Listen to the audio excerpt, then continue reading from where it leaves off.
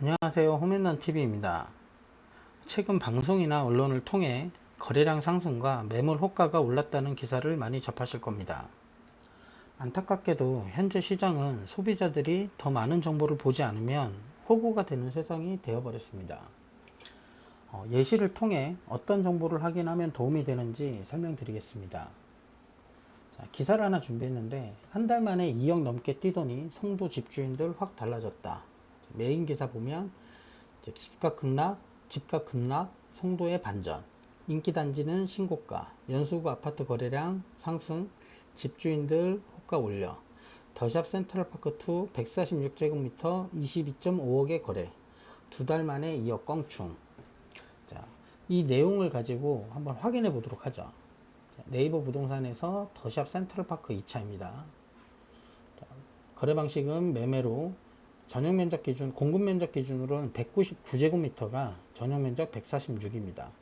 자, 낮은 가격 순으로는 16억 5천, 저층이고 중층 기준으로는 한 19억 정도에 형성되어 있네요. 자, 이게 현재 시장에 형성되어 있는 매물 호가입니다. 그럼 이제 국토부 실거래가에서 한번 확인해 보시죠. 더샵 센트럴파크 2, 자, 2023년 3월에 20억 5천에 거래가 됐고, 딱 두 달 후인 2023년 5월에 22억 5천만 원에 거래가 된 걸 확인할 수 있습니다. 근데 일주일 후에 직거래로 18억에 거래가 됐습니다.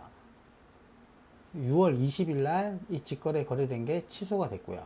근데 위에 보시면 자, 21일 날 똑같은 46청이 직거래 18억에 신고가 됐습니다.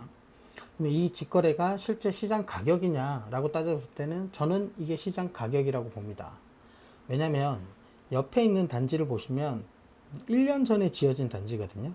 전용 면적 150제곱미터가 고층 기준으로 18억 5천에 거래가 됐습니다. 중개 거래를 통해서. 그러니까 이 물건은 이 직거래 또한 현재 시장 가격이라고 판단할 수 있을 것 같습니다. 그러면 자, 네이버 부동산에서 매매와 전세 시세도 한번 확인해 보시죠. 전세는 현재 매물이 9억에 나와 있습니다. 전세는 9억에 매물이 나와 있고, 자, 국토부 실거래가를 통해서 수요가 있는지도 한번 확인해 보시죠. 자, 전월세를 클릭하고 146.5057 타입입니다. 확인해 보시면, 자, 5월 달에 8억 7천에 거래가 있었지만, 이거는 지금 시장의 수요 거래라고 보기는 어렵습니다. 왜? 갱신 계약이기 때문에 그렇습니다. 그러니까 기존 임차인이 거주를 연장한 케이스이기 때문에 시장 가격이라고 보기는 어렵습니다. 자, 반대로 보시면 자, 8억 5천, 자, 10억에 살고 있던 임차인이 8억 5천으로 조정해서 거주하고 있다라고 보시면 되고요. 자, 나머지는 신규 계약은 이제 월세 1억에 400, 12억도 기존 보증금이 12억인데 12억에 거주하고 있다. 매물이 9억인데 12억에 거주해야 될 이유가 없어요.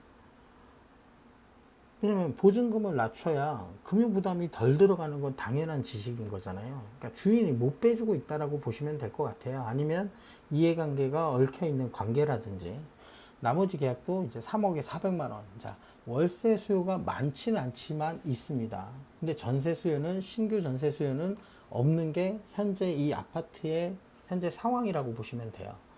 자, 그러면 이제 국토부 실거래가, 매매, 전세, 네이버 부동산, 매매, 전세는 다 확인했고요. 저는 하나를 더 보는 게 뭐냐면 경매입니다. 시장의 시세를 제대로 파악하기 좋은 게 뭐냐면 자, 현재 같은 시장에서는 인천 연수구 송도동의 경매 물건으로 제가 검색을 해봤어요. 그러니까 우리가 오늘 본 매물 자체가 전용 면적 146제곱미터이기 때문에 대형 평수거든요. 대형 평수에 경매 물건이 있는지를 보니까 때마침 있더라고요. 송도 풍림아이원 아파트 610동 6단지 매물인 거예요. 610동이면 풍림아이원 아파트 6단지 매물이 있고 이걸 클릭해 보시면 자, 송림 풍림아이원 클릭해 보시면 자, 6단지고 전용 면적은 156제곱미터입니다. 그러면 우측에 보시면 아파트 정보가 있을 거예요. 이 단지 시세 정보를 클릭하면 네이버 부동산으로 바로 넘어갑니다.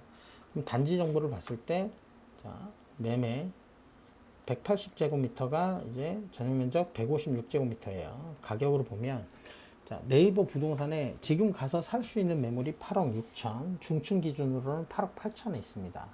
그러니까 8억 6천 주고 살 수 있는 집이 있다라는 거예요. 그럼 이 단지는 자, 2005년에 지어졌고 위치를 보시면 자, 이게 지금 경매 물건으로 나와 있는 단지고 요게 이제 경매 물건으로 나와 있는 단지고 우리가 봤던 물건이 요겁니다.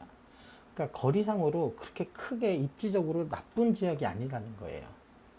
근데 이거는 8억 8천에 살 수 있는데 해당 주택은 22억에 매수를 한다? 정상적인 거래는 아니라고 판단하셔도 될 것 같아요. 그리고 자, 네이버 부동산에 우리가 봤다시피 10억에 유찰되는 건 당연한 거예요. 자, 8억 8천에 살 수 있는, 8억 6천에 살 수 있는 집이 있는데 10억에 낙찰받을 사람들은 없거든요. 그리고 이제 한번 유찰은 당연한 거고 이제 이 7억 3천에 낙찰될지 아닐지를 모니터링 하시는 거예요.